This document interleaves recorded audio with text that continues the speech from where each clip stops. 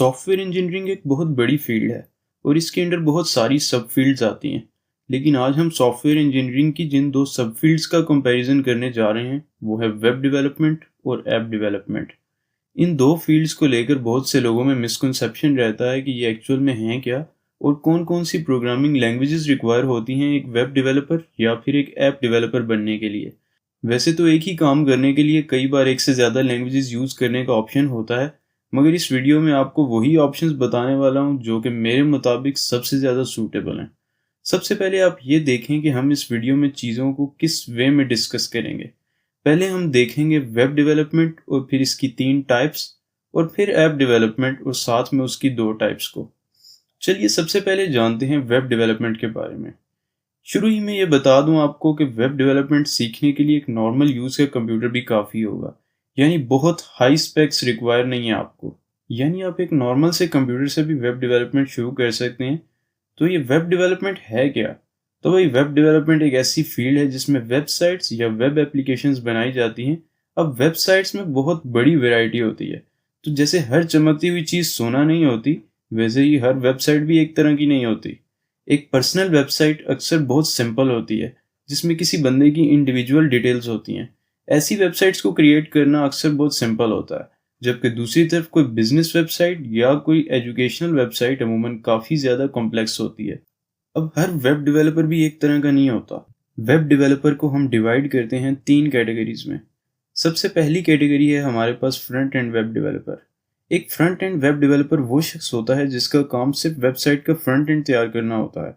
अगर आपको front end का नहीं पता तो बताता चलूँ कि फ्रंट एंड किसी वेबसाइट की क्लाइंट साइड को कहते हैं, यानी वो साइट जिससे यूज़र ने इंटरेक्ट करना होता है।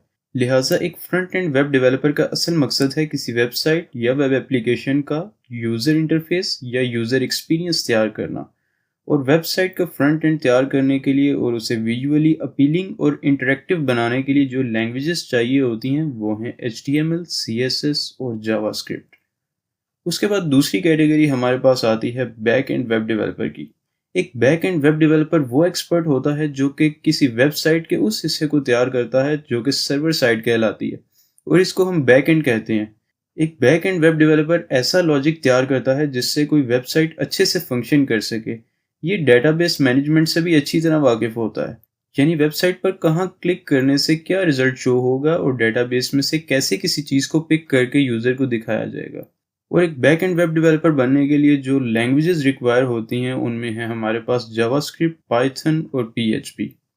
उसके बाद तीसरे नंबर पे हमारे पास आता है फुल स्टैक वेब डेवलपर। एक फुल स्टैक वेब डेवलपर ऐसा प्रोफेशनल होता है जो कि फ्रंट एंड और बैक एंड दोनों से डील करता है।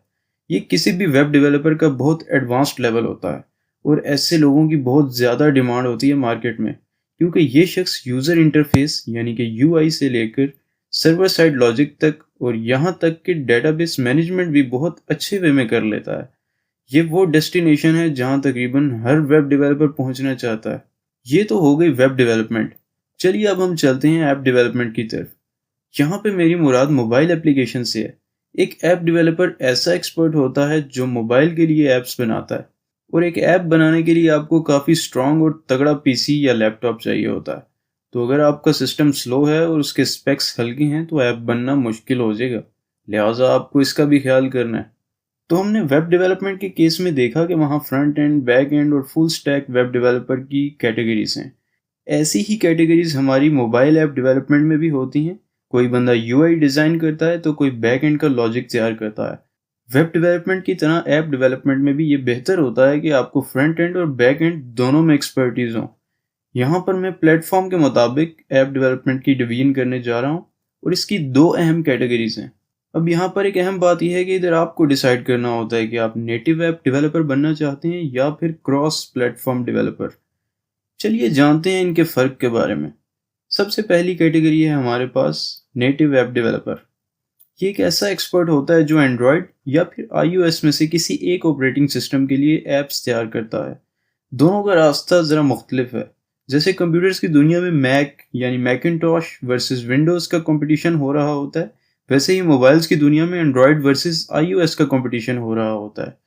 अगर तो आप एप्पल के लिए कोई ऐप तैयार करना चाहते हैं तो आपको iOS डेवलपर बनना पड़ता है, जिसके लिए आपको स्विफ्ट लैंग्वेज आनी चाहिए। पास्ट में ऑब्जेक्टिव सी यूज होती थी, पर अब स्विफ्ट लैंग्वेज का दौर है। हालांकि अभी भी कई जगहों पर ऑब्जेक्टिव सी इस्तेमाल होती है, पर बेहतर है कि आप स्विफ्ट लैंग्वेज सीखें क्योंकि ये न्यू iOS डेवलपमेंट के लिए ज़्यादा प्रेफरेबल है। और दूसरी तरफ अगर आपको एक एंड्रॉयड डेवलपर बनना है तो आपको जाना चाहिए जावा लैंग्वेज या फिर कॉटलिन के साथ। पास्ट में जावा को यूज़ किया जाता था और अब भी कई जगहों पर यूज़ किया जाता है क्योंकि ये बहुत ज़्यादा मैच्योर लैंग्वेज है। मगर पिछले कुछ सालों से दुनिया अब कॉटलिन की तरफ मूव कर रही है, और इसकी वजह यह है कि 2017 में गूगल की जानिब से कॉटलिन को एंड्रॉयड ऐप डेवलपमेंट के लिए ऑफिशियल लैंग्वेज के तौर पर अनाउंस किया गया था, जिससे इसे बहुत पॉपुलैरिटी मिली। इसके बाद दूसरी कैटेगरी हमारे पास आती है क्रॉस प्लेटफॉर्म डेवलपर की। ये एक ऐसा शख्स होता है जो एंड्रॉयड और iOS दोनों के लिए ऐप्स बनाता है। यानी बनाता तो ये एक ही एप्लीकेशन है, पर चलती वो दोनों प्लेटफॉर्म्स पर है, चाहे वो एंड्रॉयड हो या फिर iOS।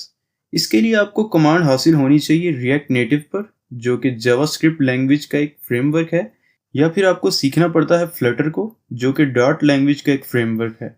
आप शायद ये सोच रहे होंगे कि क्रॉस प्लेटफॉर्म के थ्रू एक ही लैंग्वेज का फ्रेमवर्क सीखने से एंड्रॉयड और iOS दोनों प्लेटफॉर्म्स पर चलने वाला ऐप तैयार हो जाता है, तो फिर हमें अलग अलग लैंग्वेजेस सीखकर नेटिव ऐप डेवलपर क्यों बनना चाहिए? तो इसका जवाब बड़ा सिंपल है कि रिएक्ट नेटिव और फ्लटर से बनी हुई ऐप में अक्सर इतनी अच्छी परफॉर्मेंस और स्पीड देखने को नहीं मिलती जितनी कॉटलिन, जावा, ऑब्जेक्टिव सी या स्विफ्ट में मिलती है। सबके अपने अपने फायदे हैं। तो आपको वेब डेवलपर बनना है या फिर ऐप डेवलपर, दोनों फील्ड्स ही बहुत अच्छी हैं और फाइनेंशियली रिवार्डिंग भी हैं। बाकी चूज तो आपको करना है अकॉर्डिंग टू योर इंटरेस्ट। और आप किसी एक फील्ड में एक्सपर्ट हो जाएं तो एडवांस्ड लेवल पर अक्सर आपका वास्ता दूसरी फील्ड से पढ़ने के अच्छे खासे चांसेस होते हैं। तो ऐसा नहीं है कि आपने ऐप डेवलपमेंट सीख ली तो वेब डेवलपमेंट नहीं सीखनी, या अगर वेब डेवलपमेंट सीख चुके हैं तो अब ऐप डेवलपमेंट नहीं सीखनी। जितना ज़्यादा और जितना अच्छा सीखेंगे आप उतना ही वैल्यूएबल होंगे मार्केट में। बट आपको स्टार्ट किसी एक ही चीज़ से करना है, चाहे वो वेब डेवलपमेंट हो या ऐप डेवलपमेंट, क्योंकि अगर एक साथ दो कश्तियों में सवार होंगे तो भाई कहीं डूब ही ना जाएं।